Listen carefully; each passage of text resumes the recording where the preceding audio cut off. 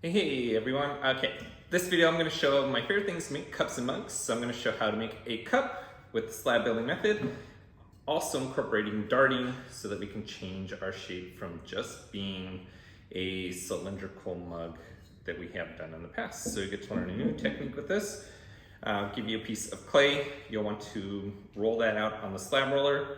Before you go to get clay from me, get a single piece of newspaper to put down so that as you're working, it won't stick to the table. You'll also want another second sheet of newspaper because you'll probably want to use one of the cardboard tubes for putting your slab on this form. And you'll just want a little bit of newspaper on there. You don't need to put half a newspaper on it, it makes it too thick.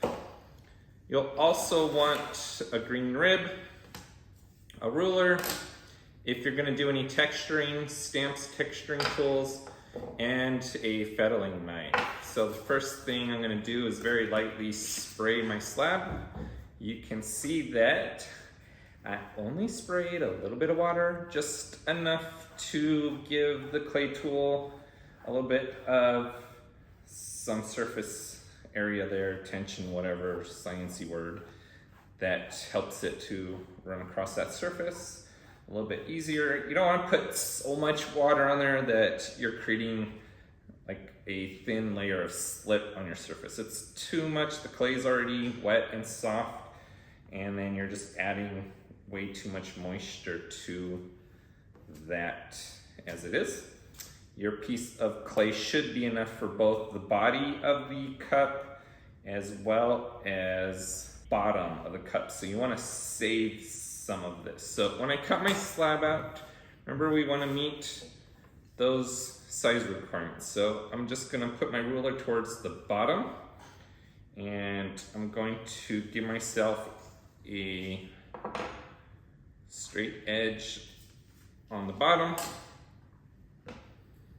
Set that aside. I'm gonna then come to here and line my ruler. So I'll use this straight part to give myself a nice 45-degree angle here.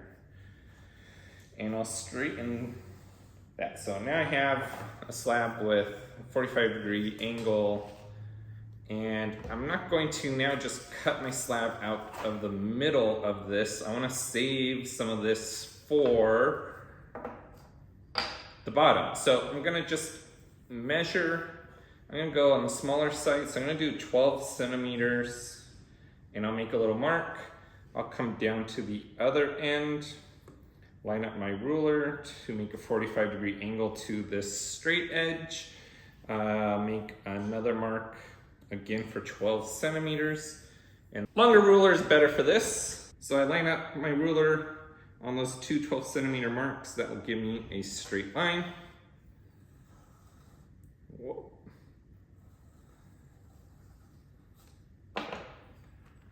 Carefully lift that off. This I'm going to set to the side because I can use that for bottoms. And I probably should have, usually I'll texture before cutting. And I forgot to do that, of course, but I'll do it now. I just won't press too hard. So I'm going to put this texture on the bottom, which is this new roller I got with hands on it. Then I have this Sakura stamped, so maybe that will look cool up here at the top. So I'll just stamp that quickly. And it is sticking a bit, so I'll just try to take it off slowly here. I want to tear the clay, gently pat that down. I'm leaving a little bit of a gap at the top here so that I know my rim is going to go there. And so I want that to just be like a smooth surface there. Yeah, that works. And I didn't misshapen my slab too much. Now I'm ready to use this to help me put my slab up. So just wrap this around. Just one piece of tape is all we need, right? One piece of tape. That will help it. If it does, sometimes as you're putting it on, you're blending things, maybe you're stamping or texturing when it's on here. It can stick still to the cardboard tube even with the newspaper on, and sometimes it's hard to get this out with the newspaper. You can then twist the cardboard tube, usually loose, from the newspaper, pull that out, and then twist the newspaper out if it gets stuck. So we'll see, maybe that will happen to me. I'm going to gently flip this over. I can move the newspaper out of the way for this. Lay that down. The easiest way to put this on, instead of trying to wrap the slab, like putting it up here and trying to wrap it around, I find the easiest thing to do is to just kind of take this. I want to watch my bottom edge. I'll just roll it, making sure the bottom stays lined. Right. And now all you gotta do is put it upright. I have too much clay, so remember I just take that, and where it's overlapping, I'll just cut. You can use a ruler. I'm gonna use a ruler since I'm trying to do this kind of funky. All right, so just go along there.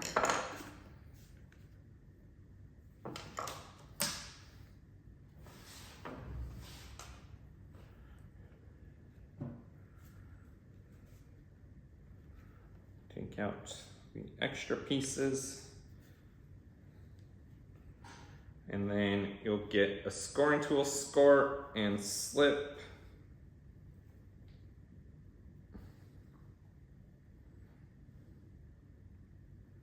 I like to have the seam that shows here. I don't mind that extra line there. If you don't like it, you can always blend it, retexture. Sometimes I've seen texturing on here, which is then why it could get stuck in the newspaper, is important. And actually, I'm gonna go back, try to line up my stamp a bit. I'm gonna re-stamp right there. I'm gonna actually, because I lost some of my texturing here. I'll just go over that again. It's good, you can still more or less see it everywhere.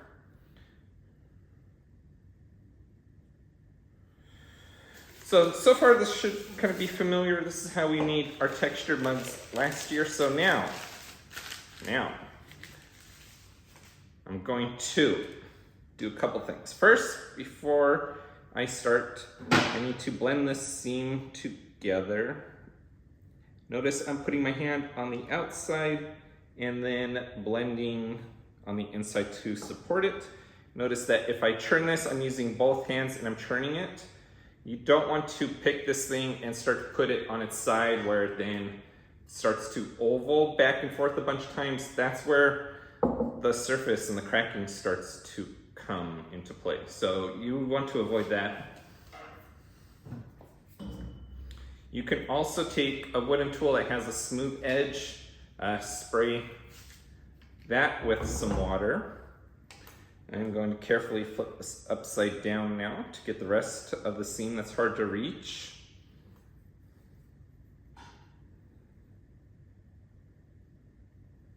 Okay, so just blend, blend, blend.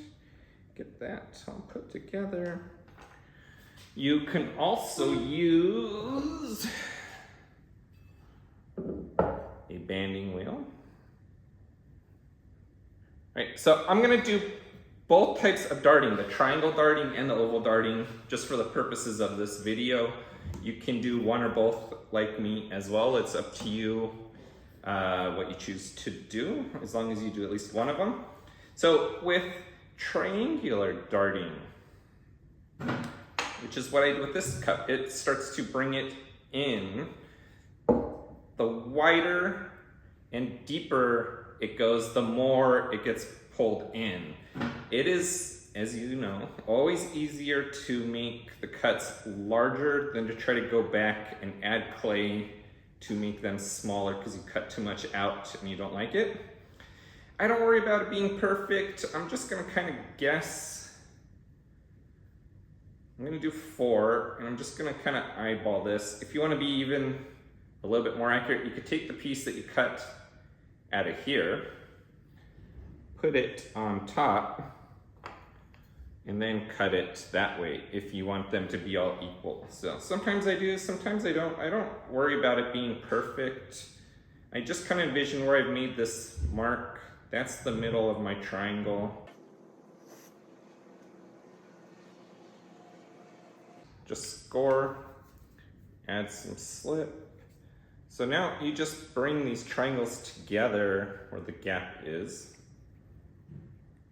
So I'm gonna make this is gonna be my bottom. If I want, this could be the top of my cup. It could get smaller at the top. Sometimes it makes a weird little dent there with the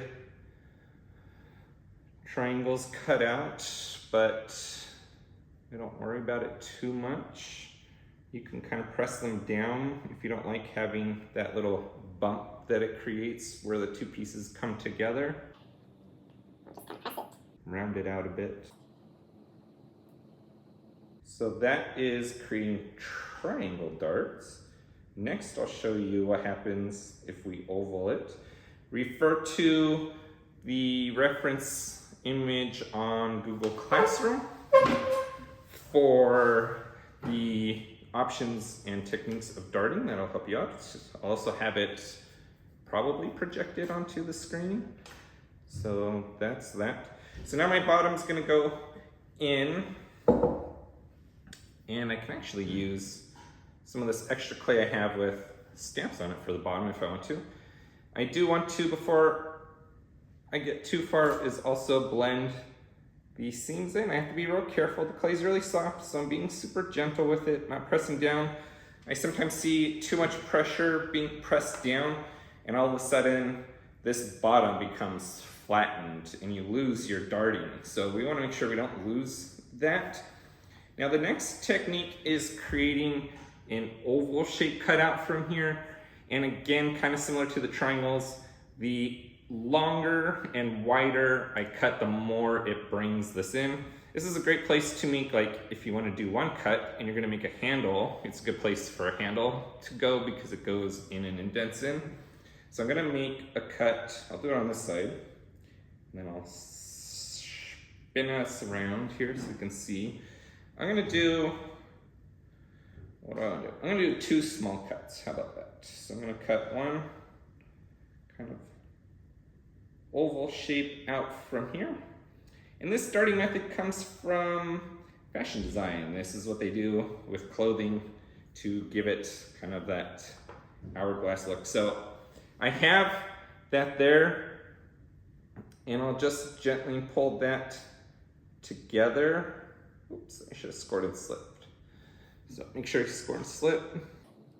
So now I have that going in. You can see you gotta be really gentle with this, and flip it back this way and work with it. If it starts to become too soft, right, just be a little more careful. I'm gonna work with it on the wider part, the rim, because that'll give me a little bit more balance. So I wanna cut out one on this side as well, so it goes in on both sides. Making sure I'm staying rounded here. Again, I can hold that piece I cut and trace if I want it to be exact. I'm honestly not super worried about it being perfect. I like to just kind of play and have fun as I make a cup, not worry about everything being perfect and even. I want it to, of course, look nice. That doesn't mean I have to be super worried about these cuts being perfectly centered and even. You may want that. You know, everyone has their own way of working with clay, and it's time.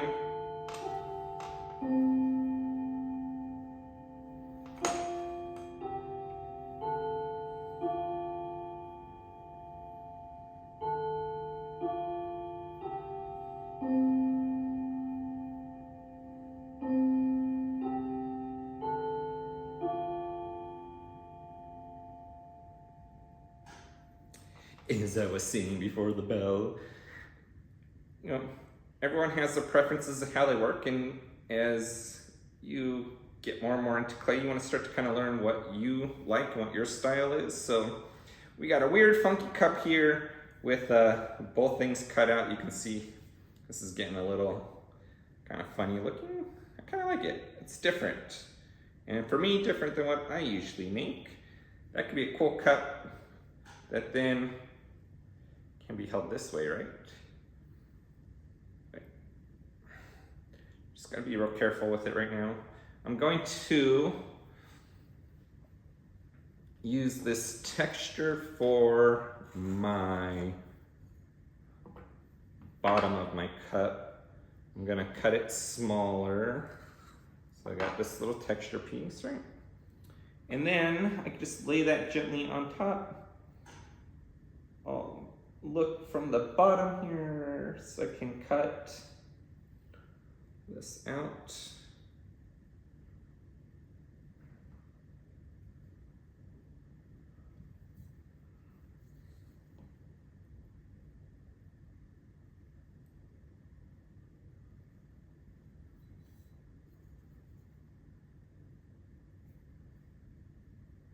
So this now sticks up higher, which I personally don't like. I want it to sit inside of this. So what I can do now is gently put that off to the side. With the textured side sticking up, I'm gonna hold my knife at a 45-degree angle. I'm gonna follow the outside edge, and that will allow this piece to sit down into that opening. So now this has a 45-degree edge on it.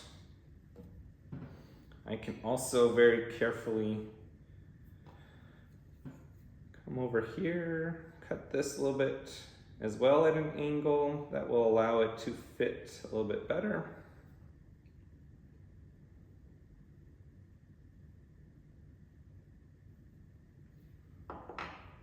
We will score and slip.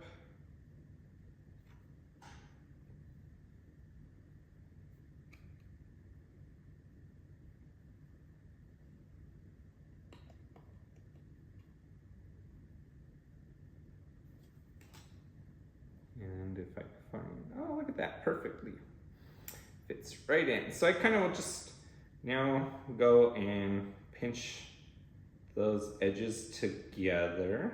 Again, I like the seams showing, so I'm not gonna be worried about it showing. This, once you get your bottom on, it also adds a little bit of strength to your cup as well. I do still need to then go in and just blend in all my seams on the inside to make sure that one, it's gonna stay together as it dries, and two, that helps to make sure that it's going to be food safe and bacteria can't grow in those cracks. Even though you washed it, it's hard to get into small cracks and crevices, and then bacteria grows there, and then you can get yourself or someone else sick, which we don't want.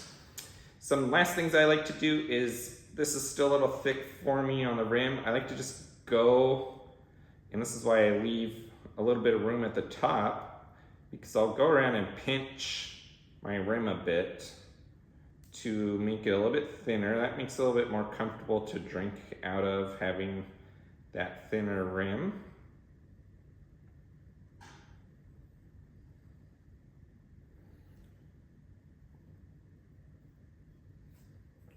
Also, you may need to, which I need to do, because I've just eyeball cutting the clay in the bottom where I put my bottom part, the bottom part, where the bottom is, the bottom part.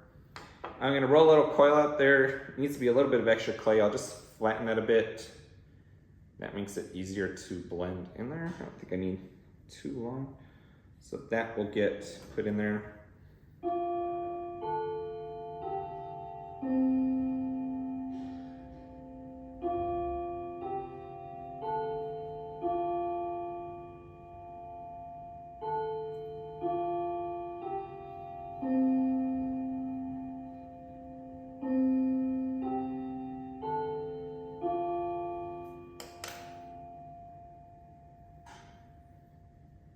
So I'm over here leaning a bit. So I'm gonna hold this.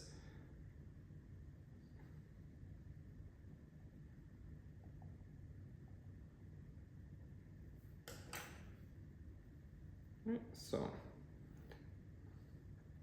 then I'll take, when this is a little bit drier, sponge around there.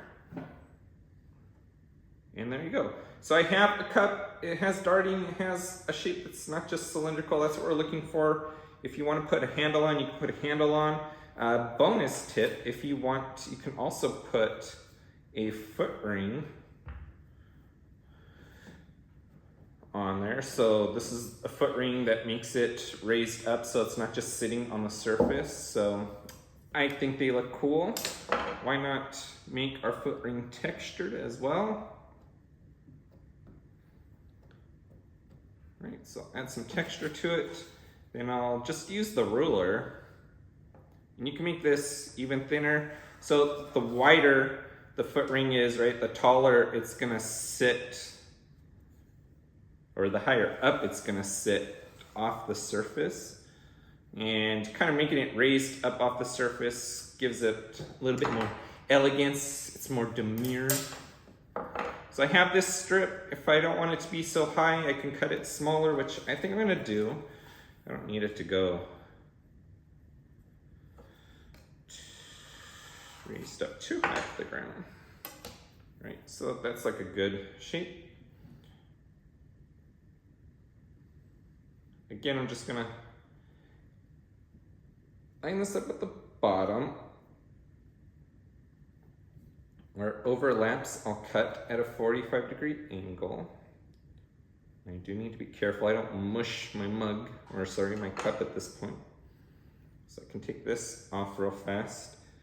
Score slip this end together, blend there, blend here. Double check which side you want to go up. What I also do to help it fit along this edge better is I will cut, I like it this way.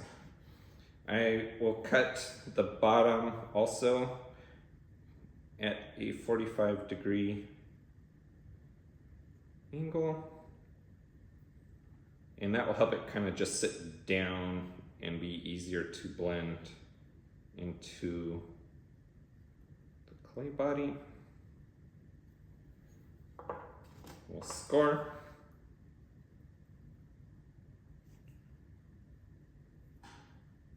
If you think you're gonna do this, you can also do this first. Have your strip cut out and then just leave that off to the side.